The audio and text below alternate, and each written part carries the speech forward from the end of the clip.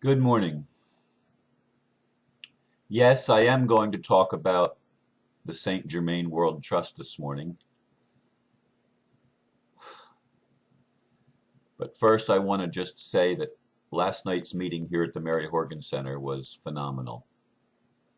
We had Lauren Slade here, and I did not get her permission to talk about some of the things that she shared last night, so I will not bring them up this morning. It will have to wait for another day. However, I was still awake at 2 a.m. in the morning. I had not yet fallen asleep. My mind was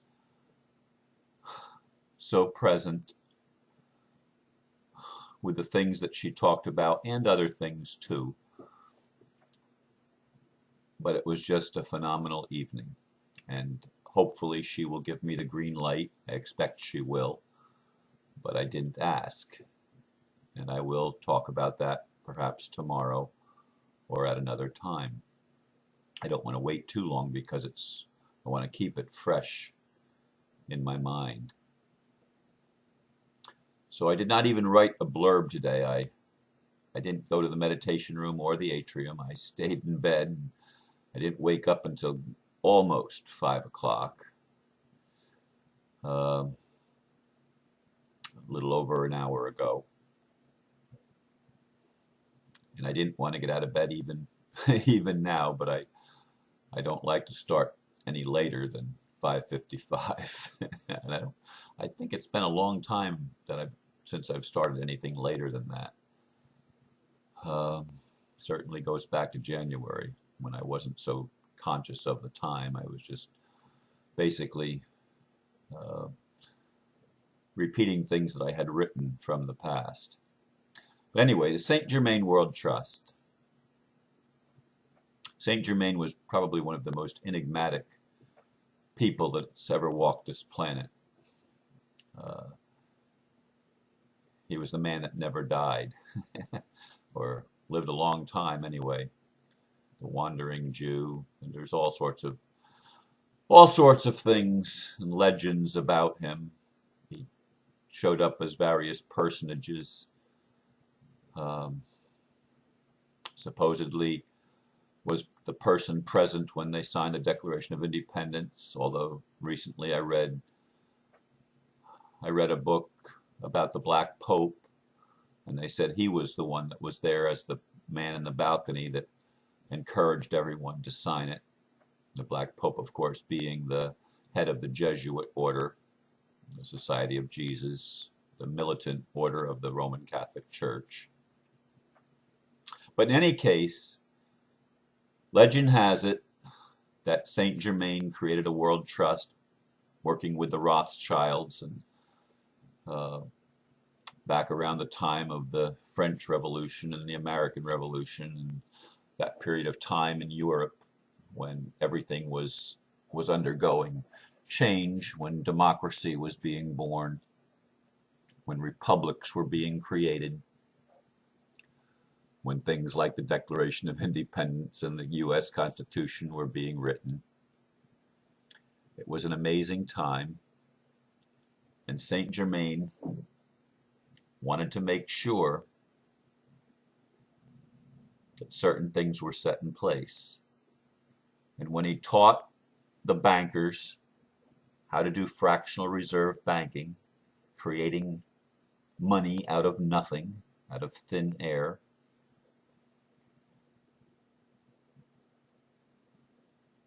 he did so with the idea in mind that at the beginning of the 21st century, the World Trust would be released as a boon to humanity so that we would be able to take the age of enlightenment beyond where it had ever gone in the so-called Renaissance that happened prior to Saint Germain's arrival back in the 18th century.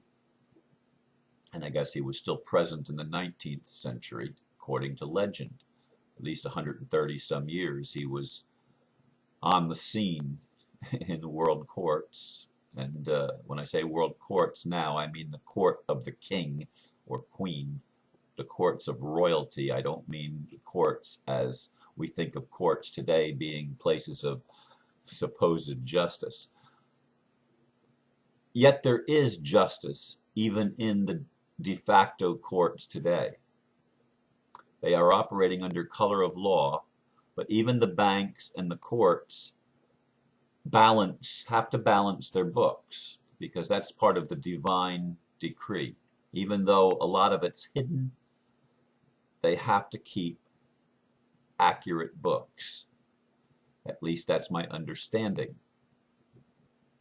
So as they have created all of this wealth out of nothing, the St. Germain World Trust has grown and grown and grown and grown. And I would contend that even the derivatives market today is part of a world trust.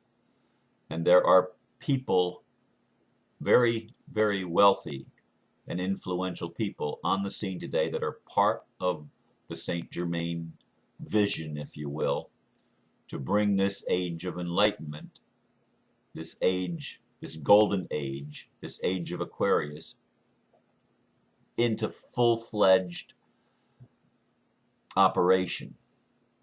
Now, there are still obviously some things that are hindering that from happening. There's still some resistance of people that are digging in their heels and wanting to maintain the system of control.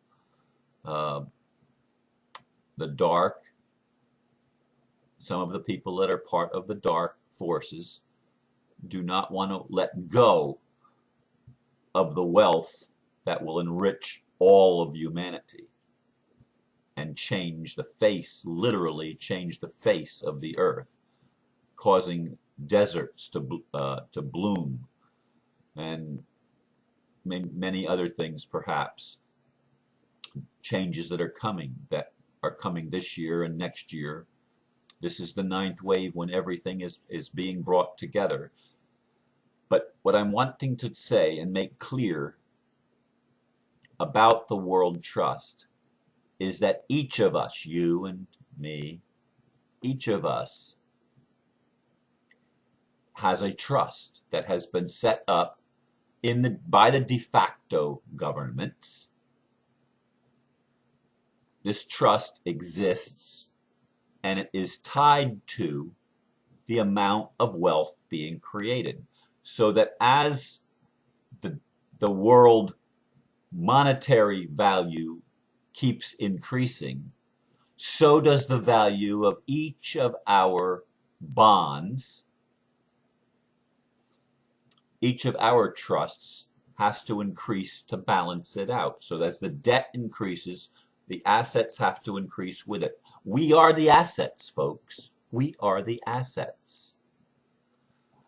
And there is already, and has always been, a way in the United States, I'm speaking of now, for us to acquire or to offset our debts with what is in our trust.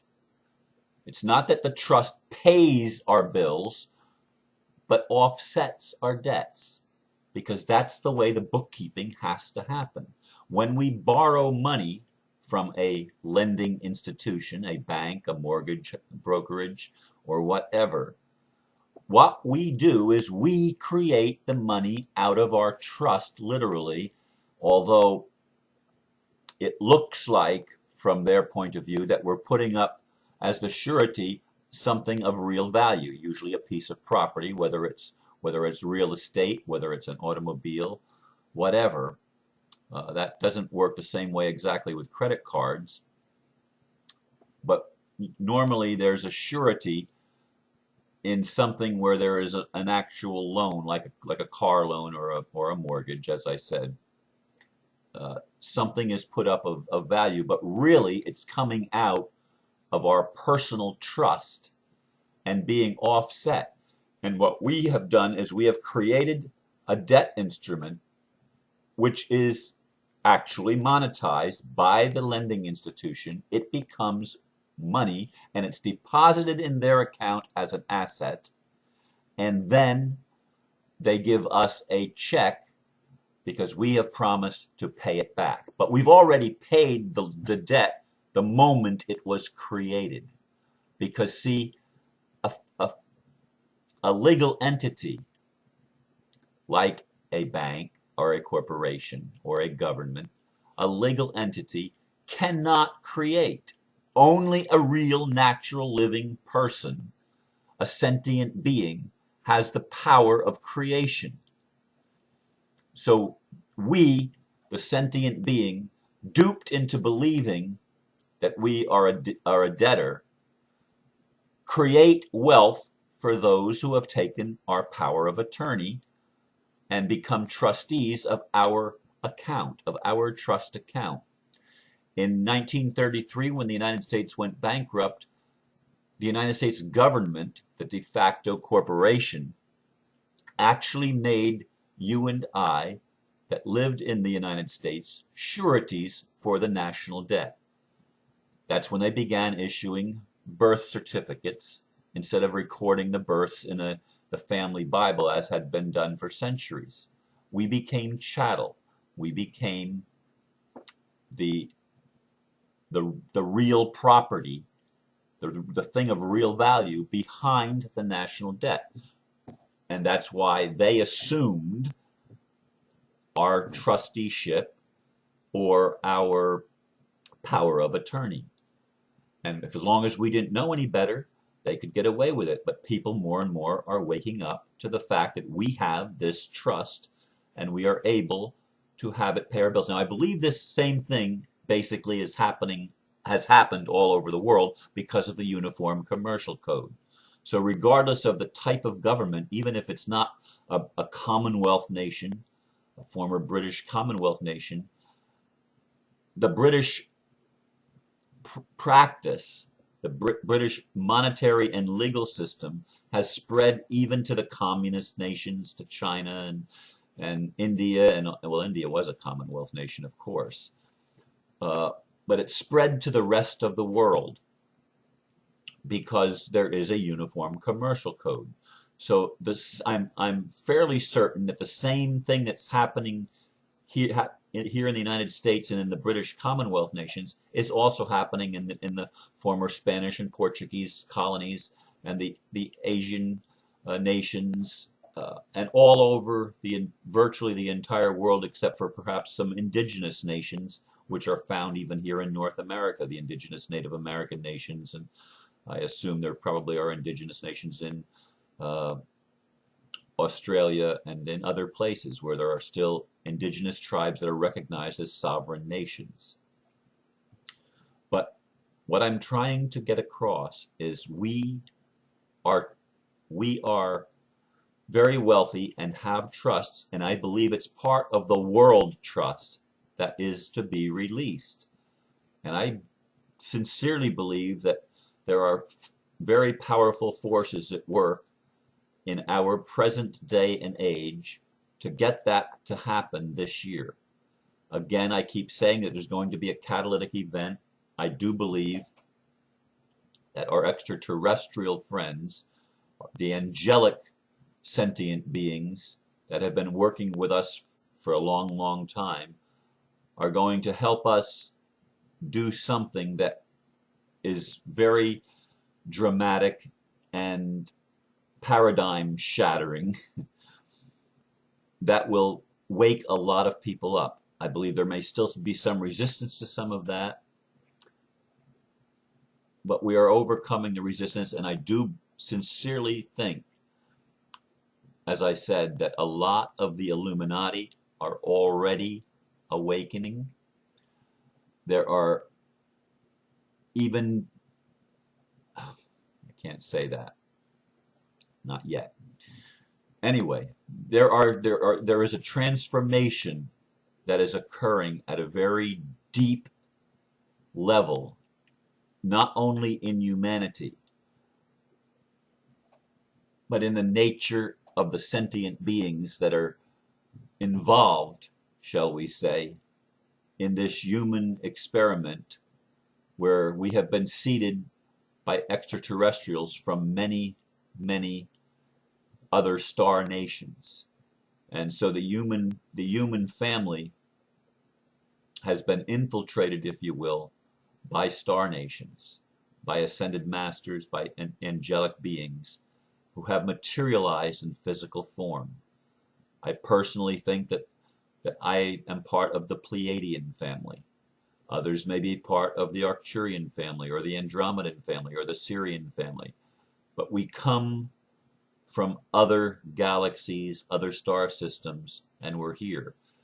And the Ascended Masters, like Saint Germain, have always had the plan of God in mind as they've, oh my goodness, I just looked at the time and I've gone over 15 minutes. I can't believe that.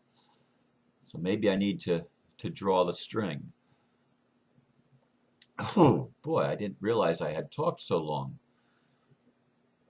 In any case, there's been a divine plan, and it's being carried out by sentient beings both in human form and extraterrestrial form. And the trust is phenomenal. It's going to change the world. It's what the ninth wave, I believe, is all about. This is the time when the knowledge of this becomes released and we realize how very, very wealthy we are, and it gives us the power to release our creativity as it's never been released before, where we live in a world that's without limitation. So I am going to have to close for now. I did go way over what I intended without even realizing it. Namaste. Thank you very much for listening. God bless.